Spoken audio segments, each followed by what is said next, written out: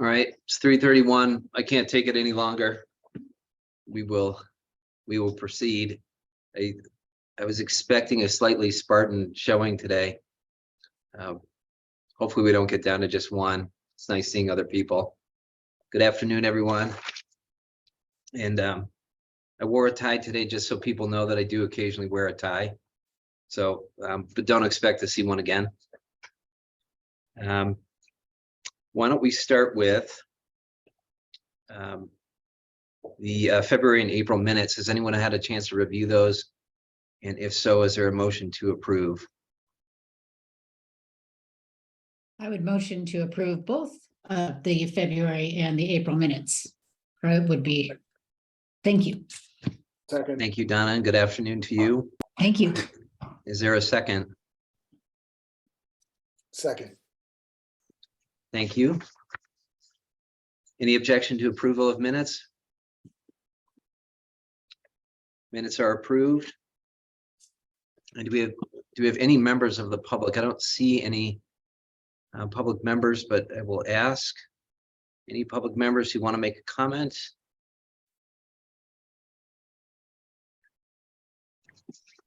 Seeing none and not hearing any, we will rocket along to item number 4, Justice Reinvestment. And Trevor, good afternoon. Good afternoon, Judge Ashby. Are you ready to proceed with item 4? I am, thank you. Excellent, thank you. Whenever you're ready. I'm going to go ahead and share my screen, everyone.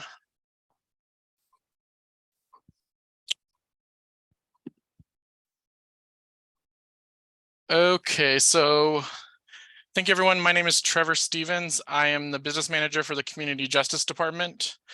And I'm here today to talk about the Justice Reinvestment Preliminary Grant application. And so what we're asking today for LIPSC is a letter of support and approval to submit the grant application for the 23-25 biennium.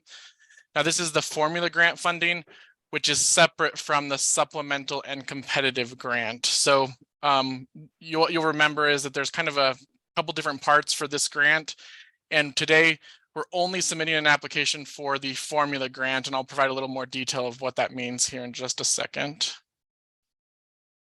So the formula grant was actually created out of House Bill 3194, and it provided funds to counties to address concerns over growing populations in terms of prison and the need for possibly an additional prison in Oregon.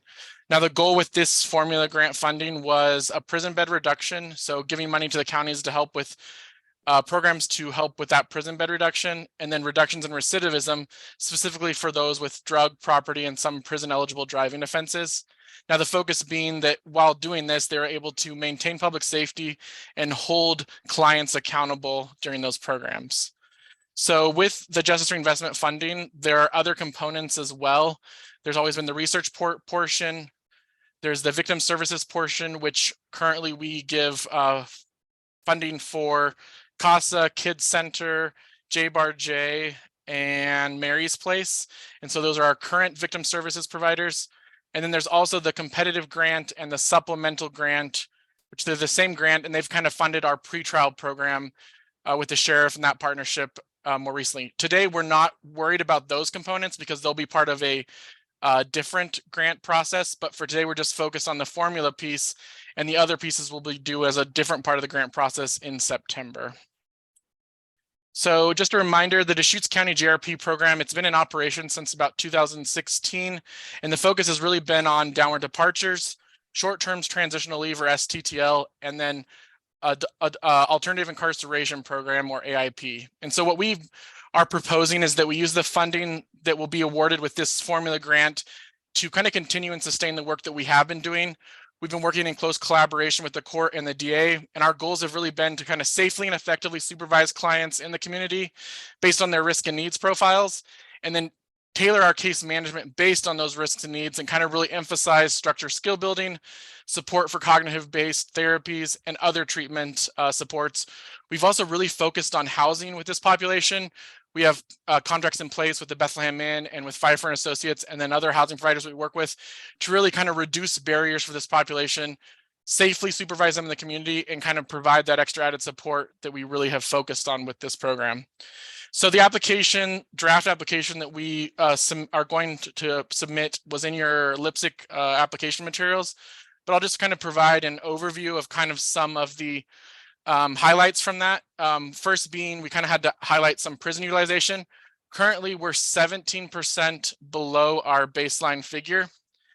And this is kind of, you can see starting about early 2022, we saw kind of an increase post-pandemic, and that seems to kind of have leveled out more recently. We're still 17% below the baseline, and we are currently, based on the programs we have in place, we're meeting the goal of JRI that we had set out to with this prison utilization. We really attribute probably that increase just to the relaxation of some of the post-pandemic things that were in place. And that's kind of why we think we're starting to level out, because I think we're starting to see that kind of trend across other areas as well. But I mean, we're also open to any other ideas if people have them in terms of additional factors that may be attributing to that kind of slight increase of prison utilization that we see, and then that kind of leveling out. But we're currently well below the baseline. And I don't know if anyone, Tanner, if you have any comments or anything on the just the prison utilization and any other ideas, but we're also definitely open to other feedback from members if they have any from LIPSIC. Yeah, I don't have anything to add. You've already put in here. Thank you. Okay. And then looking at the application in terms of recidivism, this shows our recidivism. Now, recidivism for justice reinvestment is measured in 3-year increments, and they do that for arrest, conviction, and incarceration. And so you can see with the most recent cohorts, we are kind of trending we're trending downward. So those last cohorts, so now you got to think about this. These are cohorts probably from 2019, because they wait 3 years before they send the data, and then there's a data delay. But it kind of shows a trend down in terms of recidivism for the justice reinvestment population. So the current program in place is currently meeting this goal of the justice reinvestment program. The other aspects of the grant application, they kind of reference some of the dashboards which were explained in the grant application. We provided a grant program description, which just kind of explains some of the high levels of what I just went over in terms of focus on those downward departures, providing them services and supervision based on their risks and needs, and really providing the resources that are available to us in our community to kind of provide those specific interventions targeted to those risks and needs. We really focus on housing for that, and then just skill building with our officers to really promote that. This is all kind of kicked off with our partnership with the DA's office in terms of the defendant assessment report. And we've kind of really worked on that process with the DA's office, and then the courts who ultimately see that and then kind of make a recommendation for someone to enter this program. There's also the culture responsive services that we've been working on, which we've formulated a community response group that kind of takes everything that we've been doing. They kind of provide their insight, and we have members from our community and some members from the LIPSIC on that board, and they kind of just review everything. We've actually kind of formulated some culture responsive services out of this with our fathers group in the Bridge program, and we're looking at another program, the First Light program. So really just focusing on some of those culture responsive services. There's also the research component. Traditionally, we have always remitted that 3% back to the justice reinvestment to kind of explore questions. And we're actually proposing that we do that again. The 3% that we would get from this just isn't enough to really provide us with the funding we would need to kind of launch our own research in terms of the application itself. So we've recommended that we just remit this 3% back to the Criminal Justice Commission, and they will do their own projects. We also will provide them with letters of support from LIPSIC, from the Board of County Commissioners, and then letters of commitment from our Community Justice Director, the DA, and the Circuit Court. So those will be the other parts of the application. And once again, this is just the preliminary application. It does not include those other components that are victim services and the competitive grant process. That'll come at a later time. Before I move on to our ask, the Criminal Justice Commission right now is actually asking in this application if we have any JRI related research questions that we would like to pose for the Criminal Justice Commission to research. So that 3% that we remit back, they're just asking local counties if there's anything that related to drug and property offenders that we're really interested in. And I can make note of those and put those in our application in terms of when we submit that, they can kind of look at those as potential research questions. So if anyone has any ideas right now, I'm happy to open it up and I can write those down, and then I can propose those as potential research options for the Criminal Justice Commission when they decide on what projects that they will kind of work on the research side. So anyone have any specific things related to drug, property, or driving offenses that you think would be really beneficial for us to know more about?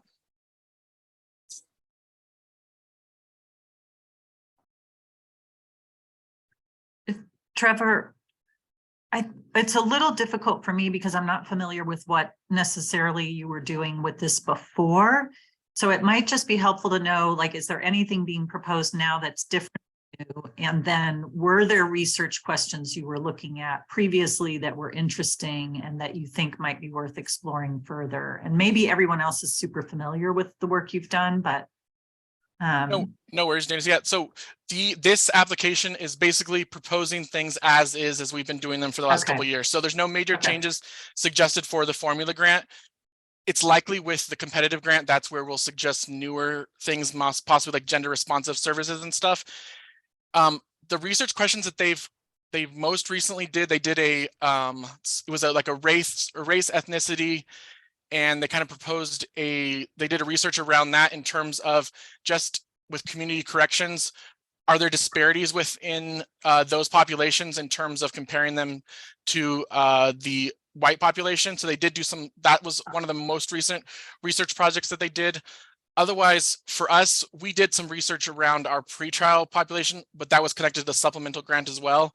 And so, I mean, we didn't have any really specific outcomes with that research just because of our numbers, but that's kind of the research areas that they've focused on in the most recent past. okay, that's helpful. Thanks. No worries. Trevor, this is Donna. I know you said that that graph that we were looking at actually was looking at data from 2019, but I just wonder about Measure 110. And do you find that are we seeing that there is some kind of influence in this space with Measure 110 enacted now? Yes, and I'll let Tanner kind of speak to that because he has a little more details of that.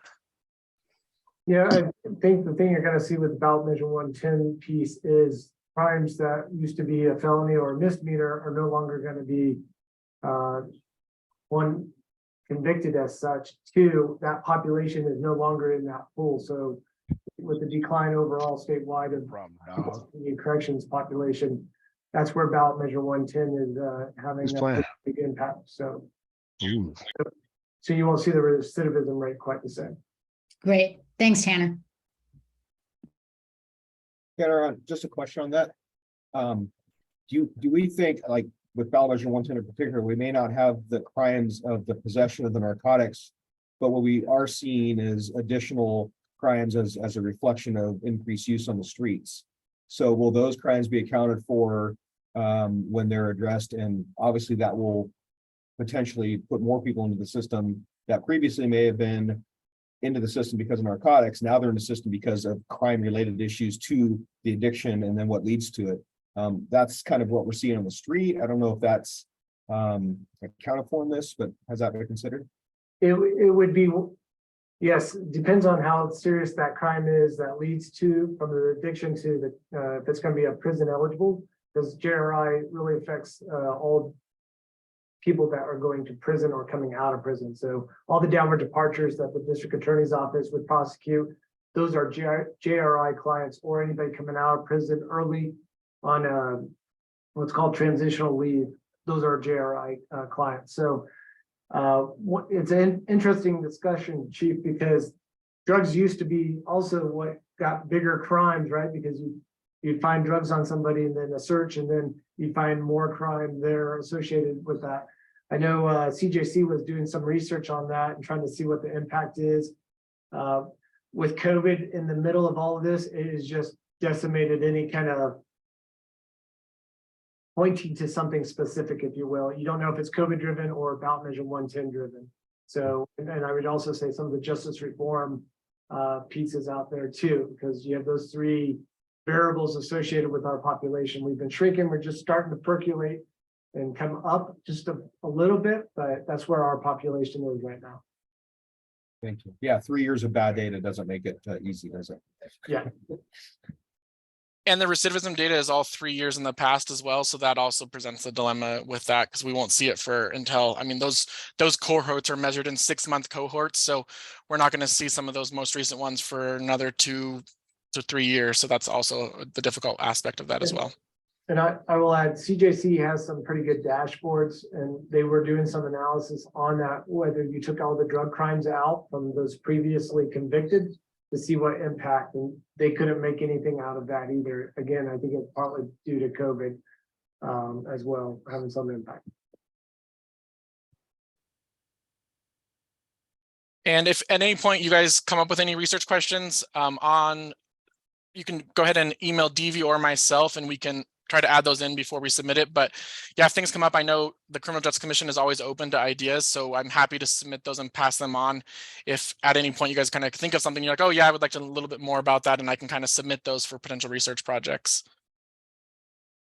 And finally, so thank you for that. And the action item today that I need is a LPSC approval for the chair to sign a letter of support for the preliminary formula grant application. And then there'll be more to come in terms of the competitive grant and victim services in the future. So thank you, everyone. So Chief France, I saw your, this is Wells Ashby, I saw your message in the chat. Do you need more information before you're comfortable moving forward? No, I think that I was reviewing as we were talking. I understand it's a continuation based on the program we're currently running. I was looking at the wrong invite, so I didn't have that material. So I appreciate Angie helping me out there. But yeah, I mean, continuation of what we're currently running, great. I would dig deeper into changes in the future when we look at kind of how that changes. Okay, sorry to call you out on there. I just wanted to make sure that your concern was addressed. And Trevor or Tanner, I do have a question.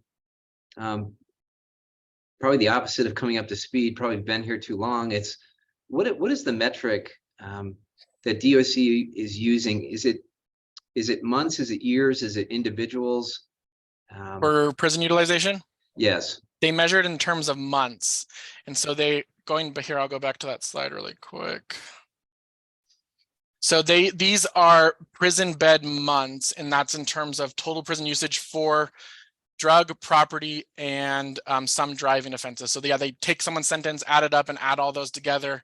And so you can see our 3-year baseline was up here around 1,700, and we've been operating a little bit 17% below that for the most recent period, which is roughly around like 1,430 months or so. Got it. So they're just aggregating months over Yes. The entire inmate population from Deschutes. Yep. Got it. Thank you. Judge, just noted that on the draft letter for support, it has an old list of committee members, including like the last DA. So we might want to update the letterhead for this group. I saw that too, and I think we need to get Counselor Broadman on there. I'll take a look at that. We've had some changes. Thank you for pointing that out. And then just one other question, Judge, and it's probably for Trevor. I see that there's some reference to housing as part of the one of the tools, I guess I would say. And from a lay person's standpoint, it seems like we have a ton of recidivism among, or at least prison bed issues in the homeless community. Can you describe how we might be able to use some of these resources to target the recidivism specifically among that population here? Has that worked in the past? Do we have plans to expand that in the future? Is there any room for research in that area? So the housing for this specific grant is specifically targets those releasing from prison. So if they're coming directly out of prison, it's short-term transitional leave. So literally they have to have a bed before they can even come out on that leave. And then alternative incarceration is the same program. And then it also focuses on the downward departure side. So those who would be going to prison, we provide housing for those individuals while we're supervising them during that program. Generally, it's, I would say on average, probably a 4 to 6 month program. We use the BI as one of our contractor providers, and they kind of really focus more on that transitional piece of getting someone from not having housing to within that a 90-day period have some form of more supportive housing other than the BI. And then we also utilize a lot of sober housing beds, which are managed sober housing beds where there's actually a live-in mentor. And so those are that's what these funds are specifically targeted for this grant. Great, thank you.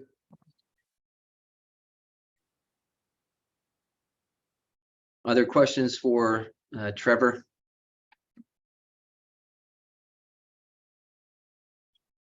And with the caveat that the letterhead would be updated, is there a motion to approve a signature to the letter of support from Lipsick?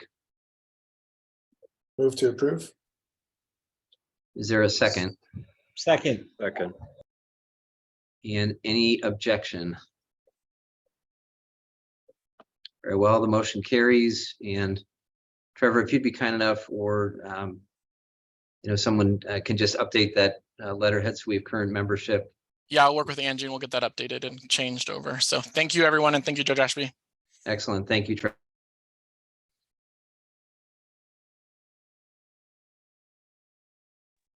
Moving on to item 5. Administrative. This must have been the cautionary sign at the beginning of this meeting that we're being recorded, which is really certainly nothing new for me, for better or for worse. That's called Monday through Friday. Why don't we discuss that formally? Hi, Judge Ashby. This how are is you? Angie Powers speaking here. Nick Lilak's not able to make it, so I'm going to speak on his behalf. This is basically just a shift in the way we publicly notice Public Safety Coordinating Council meetings. And it's to make it more in alignment with the way in which we notice all of our public meetings. Currently, Lipsick meetings are noticed on the events calendar page of the county's website, which can be a little bit tricky for the public and staff to locate. So the proposal is to shift it over to the public meetings portal page, similar to where the county commissioners and the planning commission meetings are noticed. So we would have the agendas, the agenda packets with all attachments, any approved minutes and video recordings of the meetings posted there. If you'd like, I can share my screen if anyone has questions to kind of contrast the two different locations, but it's basically just to bring everything into a consistent alignment and make it easier for the community and for internal staff to locate the meetings. Does anyone have questions?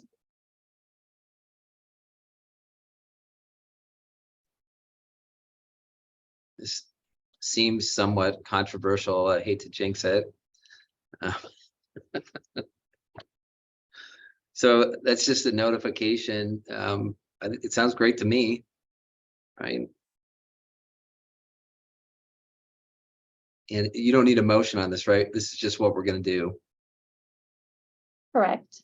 But we're hoping, if you have any input, Whitney Hale would love to hear your comments, pro or con. No, that's all good. Thank you very much. Which brings us to the great topic of other business. See if anybody has been making any meaningful contributions in the community that they'd like to share with the rest of the group. I will. Yes, Chief. Good afternoon. I just have an update and really more of a recognition for a lot of folks in the Deschutes County behavioral health. I think so. May 1st, yesterday, was the beginning of the expanded MCAT program that I know people have heard about. We're just really excited. And I know it's been, 18, 19 months in the making of getting it all work. So it's a great project. There was really a lot of, I think, collaboration with a lot of different agencies to get this thing up and running. And I just appreciate all that effort. We think it's going to make a huge impact, not only on, double fold for us on our staffing and what our officers do and allow them to more concentrate on the law enforcement work that they're supposed to be doing. But also on getting that right resource to the person on the street who may need it when they don't really need a cop. I mean, we can do a whole lot of stuff, but we're not always a solution to everything. So we're really excited about it. We're thankful that the program's up and going. I know there's been a lot of people on here in support of that.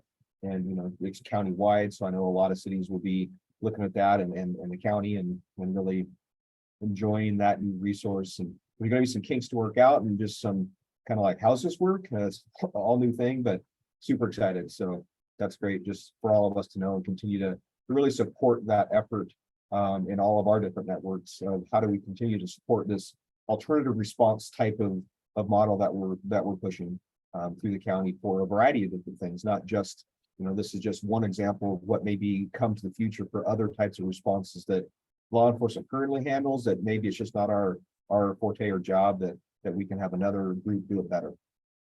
So that's it. Excellent. Thank you, Chief. Thanks, Chief Krantz. Appreciate it.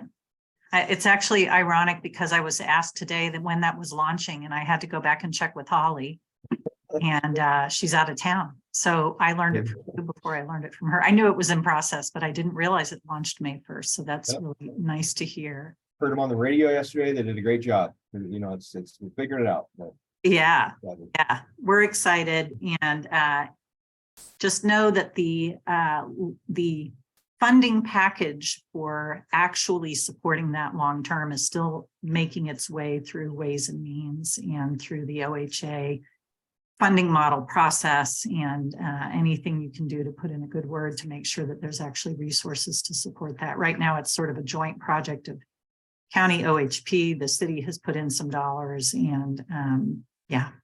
I think, you know, Janice, I mean, that brings up a good point for all of us. If you know when that is going to be in front of Ways and Means, or if there's an opportunity to put in testimony for that, I mean, as many of our folks who could support that, providing testimony if it's going to be in front of a committee, would be great. Yeah, I don't know if it's going to get in front of a committee. Right now, it's really with the agency, with the OHA, and they're working with a consultant, and we're having a lot of back and forth about what the true cost of crisis services is. And you know, an example would be they're estimating that 75% of the people that we serve have Medicaid. You know very well that it's much lower than that, and that we serve many, many people that are not OHP members, and they can't build their fiscal model on that assumption. So I will look, though, for opportunities for advocacy if you want to be informed. So thank you. Yeah. Other updates from other agencies or partners? I'll just give a very brief report out from the court. We held some listening sessions with our civil, family, and criminal bars. Got some great feedback from our justice partners in that regard, and we're making some changes to court operations. Some of these were fairly low-hanging fruit, and so we're able to implement those quickly. Others are going to take a little bit more time to, you know, think through from a business process. Continue to move forward with partnering with the county in terms of expanding the courthouse, and it's a long process, but really appreciate that support. It's great having our 2 new judges, and you know, at some point we'll really be able to maximize that resource when we have additional space. So thank you to the county commission, and receive some encouraging news. This is incredibly dry, but exciting for, you know, people like me. We have been working, we have not been able to do any data integrity or cleanup in terms of our cases for probably a decade, and that changed. We've had an analyst under Angie Curtis really working on data cleanup, and really that allows us to have integrity in what we're looking at in terms of our data, and we've cleared thousands of cases. So we're really we're going to get to a point where we have some really good information, find out where we need to do better, where we're doing well, and we'll be better at allocating our resource. I did get some encouraging news from Ms. Curtis the other day that we are clearing more criminal cases than we take in. So we're ahead of that by 15 to 20%, which is especially encouraging following COVID, where we had about 1,400 warrants in kind of a parked queue for people who committed crimes but couldn't be brought into custody. And you know, we're out there, and that's just a really good partnership with the district attorney's office, our defense bar, And so far, we have, for the most part, avoided the public defense crisis. And I think that's really based upon those strong relationships with, our district attorney, our deputy district attorneys, and, folks like TJ, our public defender's office over at Deschutes Defenders and Atlas Law Group. So, and that just serves us all well. So we'll just keep working on that. But that's the update from the court. Thank you. And with that, Judge Ashby, we are about to enter silly season again with contracts coming up with the defense bar, just for your heads up. Thank you. Anything else? All right. It's nice seeing everyone. I hope everyone has a nice afternoon. Thank you. Bye, everyone.